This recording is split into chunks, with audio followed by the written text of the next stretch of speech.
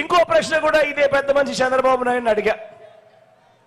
ఇంకో ప్రశ్న కూడా అడిగా, బాబు బాబు చంద్రబాబు 3 సార్లు ముఖ్యమంత్రి అని చెప్పుకుంటావు, 14 ఏళ్ళు ముఖ్యమంత్రిగా పరిపాలన చేశానని కూడా చెప్పుకుంటావు. మరి ముఖ్యమంత్రి అయిన మీరు, 14 ఏళ్ళు ముఖ్యమంత్రిగా చేసిన మీరు నిజంగా మీ మార్క్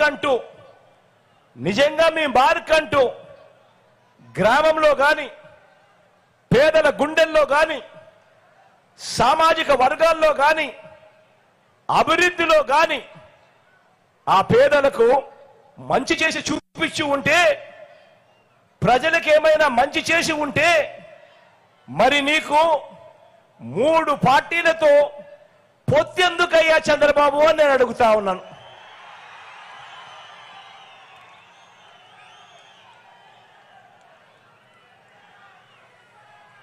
సిద్ధం సభల నుంచి ఇదే ప్రశ్న అడిగా. మీ అందరి ముందు అడిగా. మరి చంద్రబాబు నాయుడు గారు దీనికైనా సమాధానం ఇస్తున్నాడా అంటే నాకైతే ఇవ్వలేదు.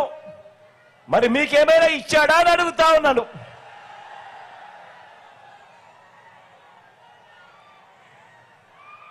ఇవ్వడుగాక ఇవ్వడు. అంతేకాదు, ఈ పెద్ద మనిషి చంద్రబాబు నాయుడు గారిని ఇంకో ప్రశ్న కూడా అడిగా. ఇదే పెద్ద మనిషి చంద్రబాబు నాయుడు గారిని ఇంకో ప్రశ్న కూడా అడిగా. అయ్యా చంద్రబాబు 30 ఏళ్ల క్రితమే నువ్వు ముఖ్యమంత్రి పదవిలో వచ్చావు.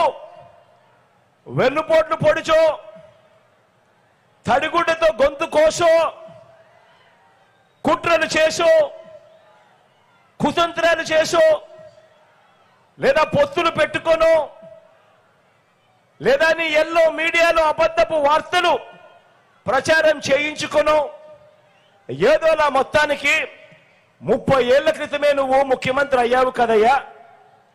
మరి 30 ఏళ్ల క్రితమే ముఖ్యమంత్రి అయ్యావు, 14 ఏళ్ళు మోసాలతోనూ వెన్నుపోట్లతోనూ ముఖ్యమంత్రిగా చేసి కూడా ప్రజల ముందు నిలబడినప్పుడు, ఓటు నువ్వు అడిగేటప్పుడు పేదలకు ఈ మంచి నేను చేశాను కాబట్టి నా గతాన్ని చూసి నాకు ఓటు వేయండి అని చెప్పకుండా, ఇప్పటికీ కూడా ఎన్నికలు ఎప్పుడొచ్చినా కూడా పేదలకు తాను గతంలో ఇది చేశాను, ఈ చేసిన దానికి నాకు ఓట్లు వేయండి అని చెప్పి ఈ పెద్ద మనిషి అడగడు.